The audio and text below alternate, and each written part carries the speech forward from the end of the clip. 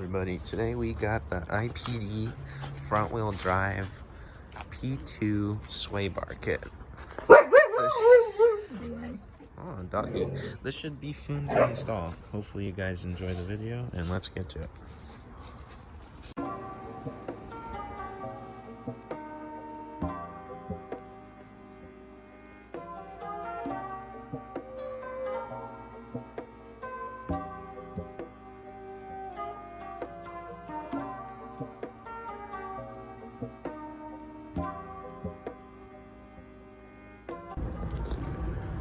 Alright, we are outside with the sway bar.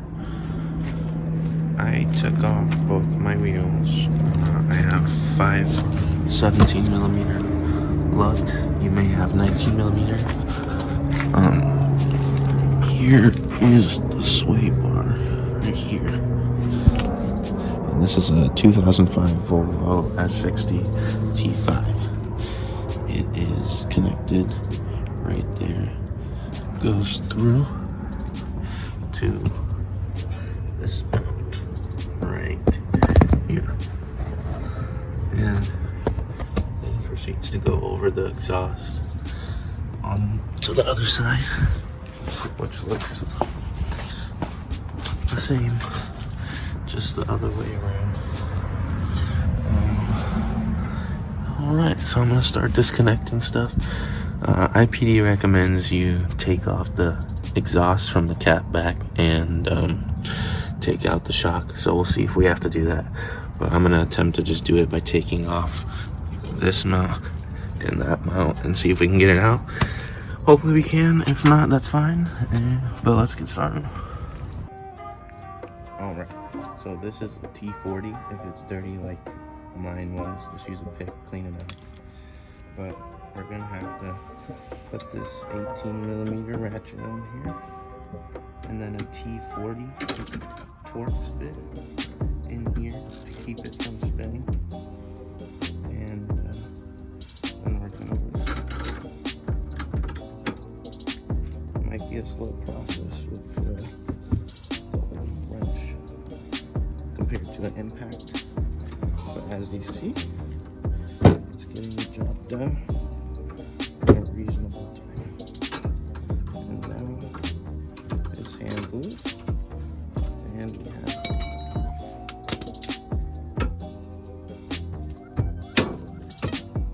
thing out of here.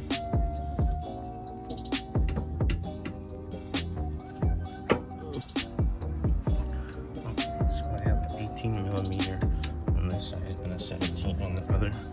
Let's try to get it out of here.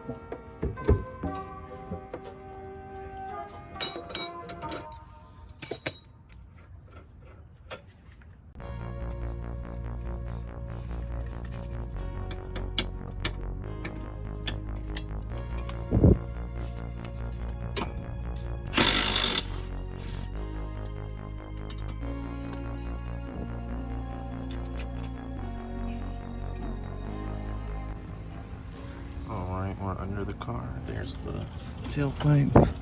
We're under the car. Here is the sway bar. So they recommend to remove the exhaust, which will have to be done way over there. I might end up having to do that, but for now, I'm going to take off this bolt and this bolt because it's in the way. That's the handbrake cable. I have the handbrake on, so I'm not sure if I have to go turn it off. Maybe not, but we'll see. I'm gonna take these off. I believe they are not 10 and not 11, but they are 12mm. Okay, let's see in a minute. Alright, y'all, we're gonna have to take the exhaust off. So first 4 12mm bolts, then you disconnect your bolts at the flange. Do it with the wrench at first, and then you want to be careful with an impact, you don't break anything. And then you're gonna take off a second bracket, and then take it off the hangers and pull it down. And then while I was at it, I disconnected those handbrake cables.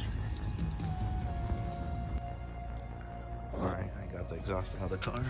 I recommend this. It's very helpful when trying to get the hooks off these rubber things, the exhaust mounts. So now I'm gonna see how I'm gonna go about getting this sway bar out. Well, this is why you follow instructions, kids. I probably should have done this in the first place, but there is the sway bar. But to maneuver it out, I think we gotta go through the spring and we gotta take this shock out. So it's one bolt at the top in the trunk and one bolt on the bottom. You just have to put your seats down to take your rugs out. And then I'm gonna take it out further, but you guys can't see it too well. Back behind here, under this foam pad, is where the shock is. So I'm gonna take out this bolt holding this fabric in, and I'll be back with you. Alright, guys, 18mm with the T40 Torx again. 18mm on the bottom. Got this one out. Just took the bolt out and it dropped. I'll do this side for you guys so you can see. It'll be on the other side.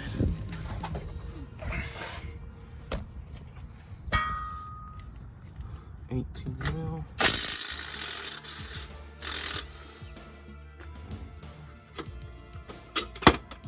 And it just drops out. Probably not good for the shock. Don't let it do that. Alright, I got the sway bar out. You just have to maneuver it through the springs and these brake cables. And now to grease up the new subframe, sway bar bushings, and get it on there. So you're probably watching me do all this work and wondering, Positive Garage, why would you need an upgraded sway bar? Well, if you want better handling around corners and your car to not have as much body roll, this anti-sway bar will help your car do that. This is the stock one. You can see it's not much thinner than the upgraded one, but watch this. 2 fingers, very easy to hold. 2 fingers, and that's got some serious weight to it. You can even tell by the noise it makes when I put it down. It's definitely more substantial than the other one. This is the stock bar. This is the upgraded bar. Alright, in your pack of goodies, you're gonna spray the green stuff in the bushing, and then you're gonna go down here.